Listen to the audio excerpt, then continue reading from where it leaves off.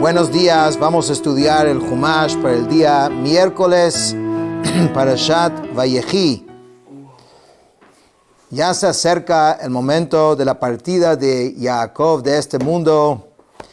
Entonces se reúnen todos sus hijos alrededor y él les habla a cada uno.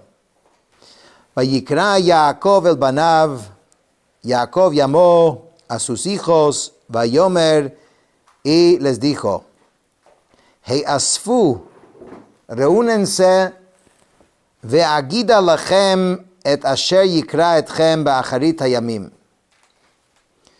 Y voy a contarles lo que va a suceder al final de los días. Rashi explica qué es lo que quería decirles, porque está refiriendo a algo muy específico aparentemente. Bikesh legalot et haketz, quería revelar el final de los tiempos, o sea, cuando iba a llegar Mashiach, pero en ese momento dice, Benistalka mimeno ashchina, pero la presencia divina se le fue y entonces no podía decirles. O sea, inicialmente iba a decirles a todos este secreto, pero Hashem le quitó esto, y esto ya mencionamos, que Parashat Vayechi, este Parashá, en la Torah está como corrido, no hay un espacio, una separación, y eso fue una de las razones que él quiso decirles, pero se les cerró. Y eso está indicado en la forma que este Parashá sale en la Torah. Empieza hablando con el Bechor. Reuven, Bechori ata. Reuven, usted es el primogénito. Kochi v'reishit oni, el principio y la fuerza de mi vigor.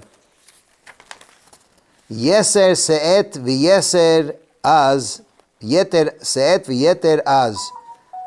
Preeminente en dignidad y preeminente en poder. Rashi explica qué quiere decir estas palabras que Jacob le dijo a Reuven. Reshit oni hitipa rishona shelo ra'a keri miyamav. Esta expresión alude a la primera gota, ya que Jacob jamás tuvo una emisión antes que esto. La primera vez, oni es mi vigor. Entonces, esto significa mi poder, lo mismo que en los versículos siguientes. Onli merov onim ulein onim, vemos otros versículos que usa la palabra on como vigor, como fuerza. Yeter seet, preeminente en dignidad. ¿Qué quiere decir esto? O sea, lo correcto hubiese sido que como Bechor, como el primogénito, recibirías la investidura de la Kehuná, de la sacerdocio. Y también, siendo el primogénito, también Yeter Az, que esto se refiere al reinado.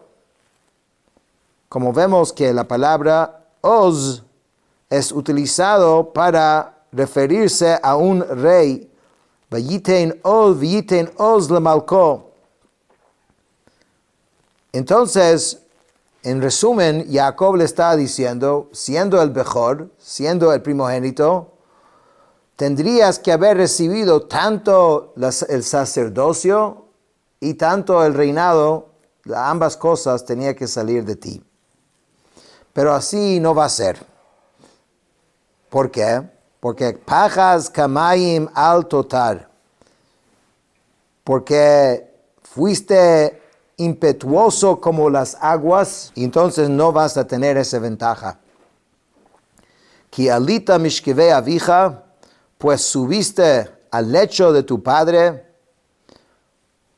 entonces az hilalta yitzui Allah, entonces profanaste a aquel que solía ascender a mi lecho, como vamos a ver, se refiere a Hashem, a Dios.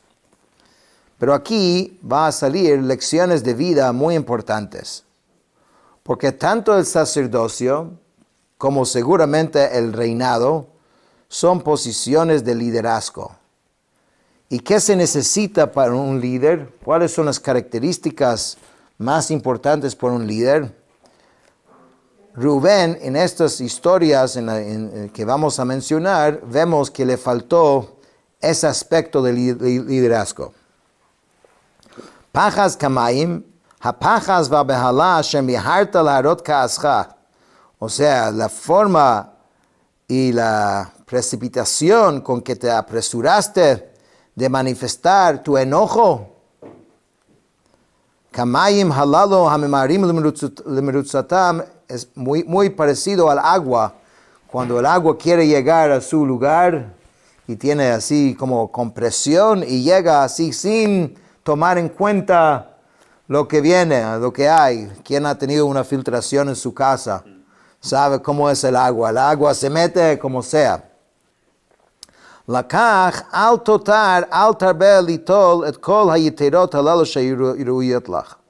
Por esa falta de, digamos, o por ese ser impulsivo, por ser tan rápido, por no tener, ¿cómo se llama? Calma, criterio. Entonces, por eso vas a perder lo que realmente te correspondía. ¿En qué particularmente se estaba refiriendo?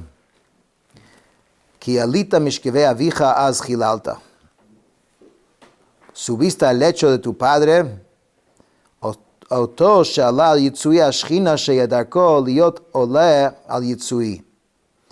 y la presencia divina que estaba siempre en el lecho de Jacob, lo profanaste. Esto es una historia que leímos antes, que después que falleció Rachel, donde Jacob siempre tenía su cama, lo pasó a la sirvienta de Rachel, a Bilhah. Y Reubén se ofendió, porque dijo, ok, mientras que estaba vivo Rachel, entonces está bien, pero ahora que se murió, debe pasarse donde Lea. Entonces él mismo fue y movió la cama de su padre. Era un asunto que hizo Teshuvah para toda su vida. Más de una vez la Torah hace referencia a la Teshuvah, al retorno, al arrepentimiento de Rubén por ese asunto. Pero ese es el haber tocado la cama, dice, esto es algo sumamente grave. Y además que profanaste el nombre de Hashem, Jacob, y también profanaste a su propio padre, su poder de decisión, de saber dónde tiene que estar su cama. Entonces Rubén no recibió brajá, más bien como que un regaño, y le dijo lo que no va a tener. Ahora pasamos a los siguientes dos hijos. Dice Shimon ve Levi Achim. Shimon y Levi son hermanos. ¿Sí? Klei Hamas mecherotehem, instrumentos usurpados son sus armas. ¿Qué quería decir a Shimon y Levi? Explica Rashi, be'etza achat al Shechem bal Yosef. En particular, en dos casos, estos dos planificaron juntos. Hicieron, digamos, en ambos casos, hicieron cosas que no debería hacer. Número uno, en el caso de Shechem, la ciudad de Shechem, cuando también leímos esta historia, cuando mataron a toda una ciudad por haber violado a Dinah, su hermana.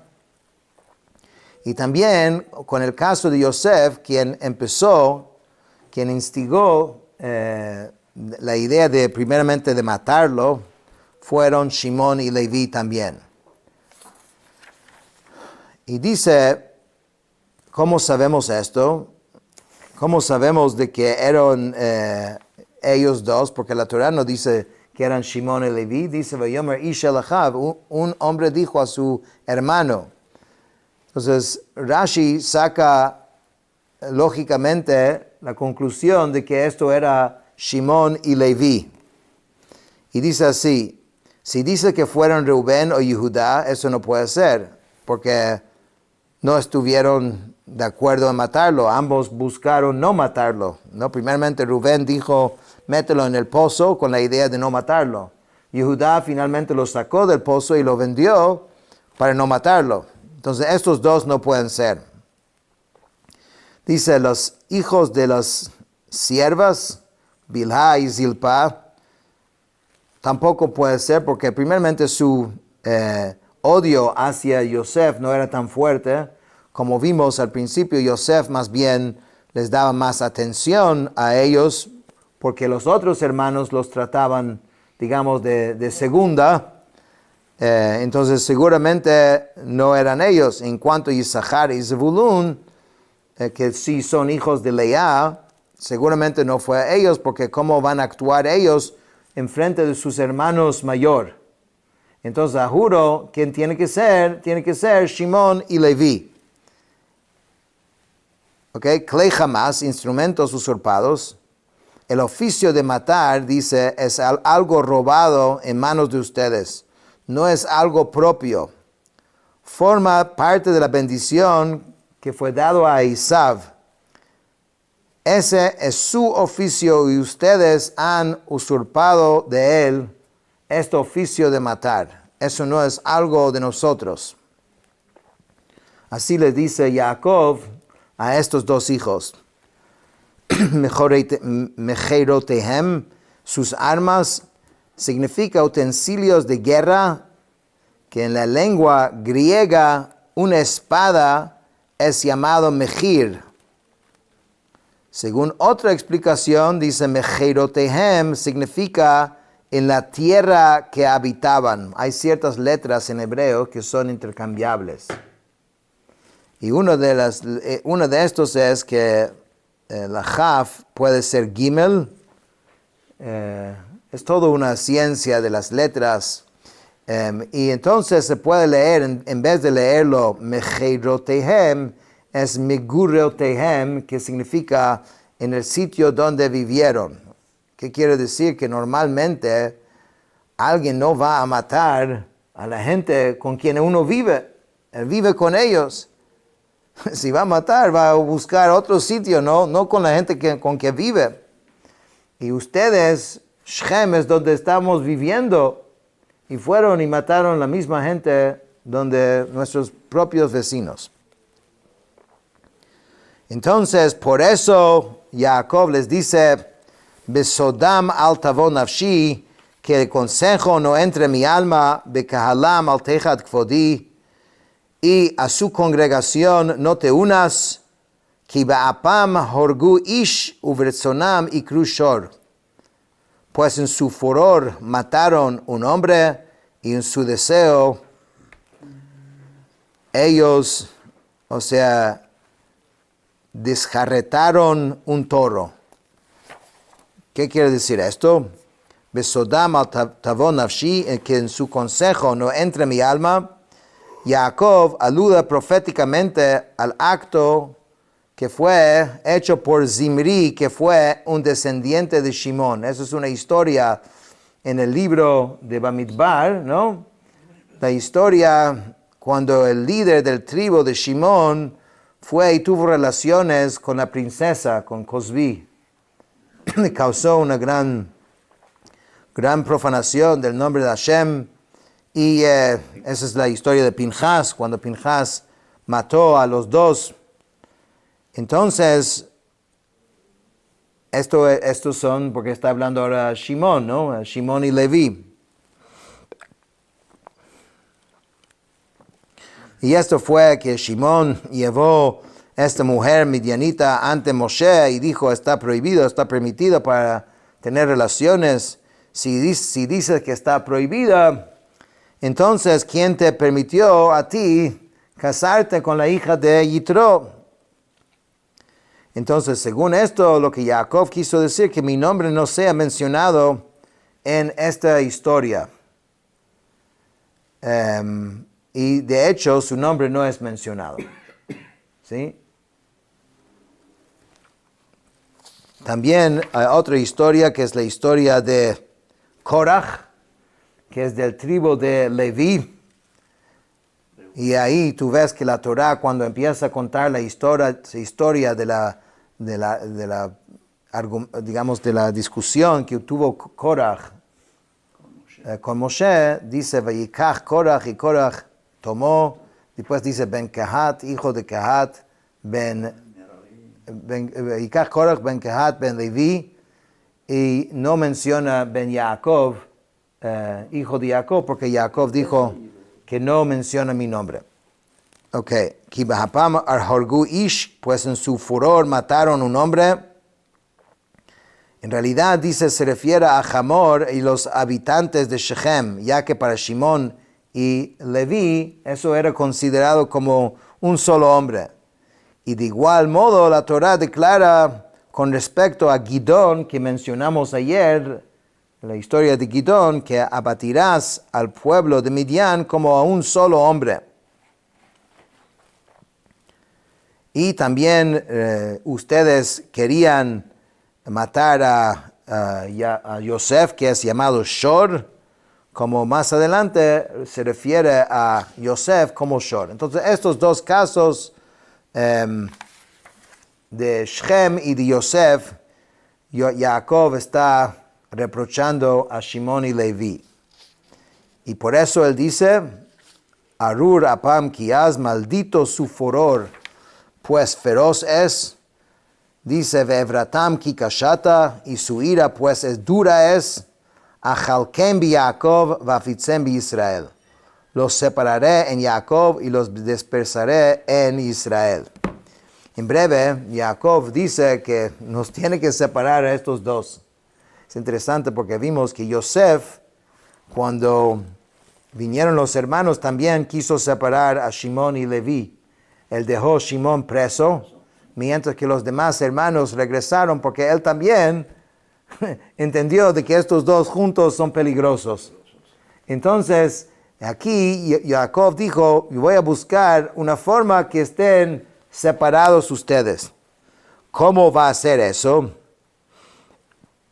Primeramente hay algo interesante porque Jacob nunca maldice a una persona. Maldice a la rabia, a la ira de las personas. Eso es lo que dice el rey David en Tehilim. Yitamu chataim min haaretz, que se acaban los pecados del mundo, no los pecadores. Porque cada persona tiene una esencia buena. Entonces eso es muy importante en la educación. Nunca decir al hijo, tú eres malo, ¿por qué hiciste esto? No, sino hacerlo entender que el niño es bueno, lo que hizo es malo. Entonces aquí no está Chas v'Shalom maldiciendo a sus hijos, sino a lo que hicieron. Ahora, dice, ¿qué va a hacer? ¿Cómo los va a separar? Entonces, primeramente dice que los de Shimón, del tribu de Shimón, van a ser gente pobre, van a ser escribas y maestros de niños del tribu, que son del tribu de Shimón, y por ende van a estar dispersos siempre, porque lo van a necesitar en todos los diferentes tribus, no van a poder concentrarse en un solo lugar. Y Leví, de ahí vienen los Kohanim y los Leviim, que también tienen que buscar su parnasá, su sustento, cobrando la terumá, o sea, todas las ofrendas que hay que dar a ese tribu de Leví, que eso también hace de que ellos no tienen esa solidez que tienen los otros tribus que viven en un lugar todos juntos. Y aún dice que los dos fueron separados cada uno por otro motivo. La forma de Leví fue inclusive más honroso que la de Shimón, porque por lo menos son los sacerdotes. Y ahora entonces dice la Torá que cuando Yehudá ve esto, ya Reubén, Shimón y Leví recibieron fuertes regaños. A Rubén le quitaron la primogenitura y el sacerdocio. a Shimón y Leví, los separaron, los regañaron, Judá no sabía, oye, ahora me toca a mí. Pero no fue así, sino Judá ata yoducha ajeja yadcha beoref eiveja yishtachavu lecha bnei avicha. Judá, a ti te reconocerán tus hermanos, tu mano estará en la cerviz de tus enemigos y ante ti se inclinarán los hijos de tu padre.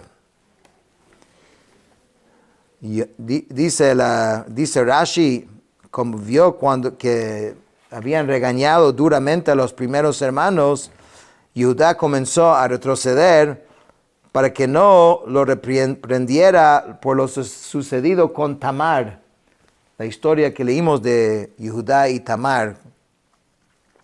Entonces Jacob lo llamó con palabras conciliatorias, diciéndole, no, tú no eres como ellos, tu mano estará en la cerveza de tus enemigos. Esta profecía se cumplió en los días de David. David es del tribu de Judá, quien dijo a Dios, tú has hecho que mis enemigos me den la cerviz y huyan. Bnei avija, los hijos de tu padre, como sus hijos procedían de varias mujeres. Entonces aquí no dice hijo de tu madre, como Yitzhak se había expresado, esto lo dijimos antes, Yitzhak se casó con una sola mujer. Entonces cuando se habla de él, dice Bnei avija, hijos de tu padre. Pero Judá no era el caso. Bueno, Gur Aryeh Yehuda miteref beni alita karar avatz que Aryeh uchalavim yekimenu. Cachorro de leones Judá, de la presa, hijo mío, ascendiste, se arrodilló y asió como león viejo. ¿Quién lo levantará? Es un lenguaje de profecía, más como que poética, no es un lenguaje fácil, por eso se requiere de la explicación de Rashi para poder entender esto. Gur Aryeh, dice Jacob, dijo esta profecía en referencia a David, porque al principio de su vida todavía no era rey, pero sí tenía posición de liderazgo. Entonces por eso primeramente es como un cachorro, pero después él es como el león mismo.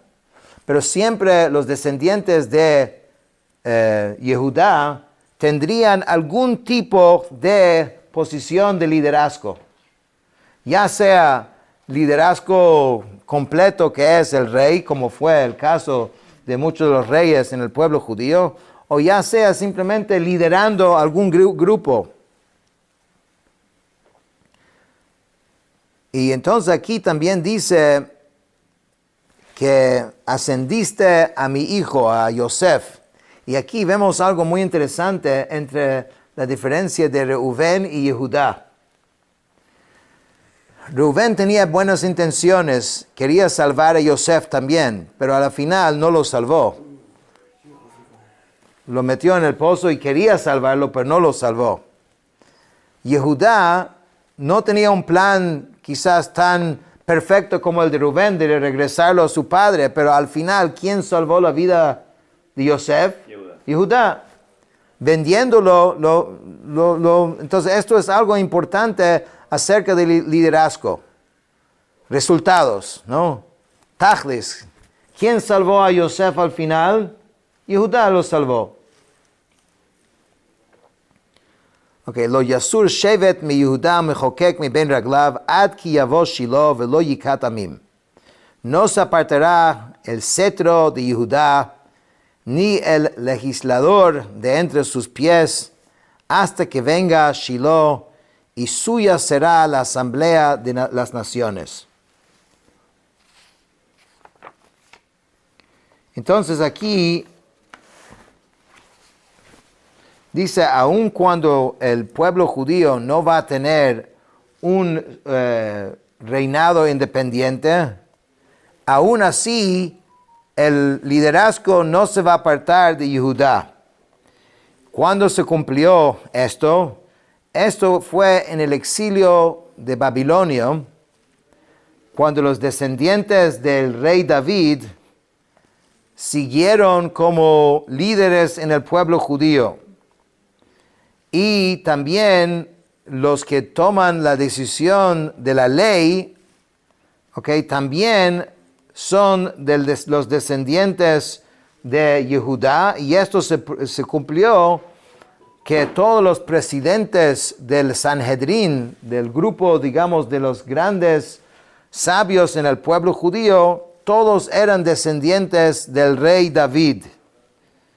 Entonces esto va a ser, dice, ad ki yavo Shiloh, hasta que llega Shiloh. Shiloh se refiere a Mashiach, se refiere a la llegada de Mashiach, quien también va a ser descendiente de Yehudá, que todas las naciones van a venir a escuchar sus enseñanzas.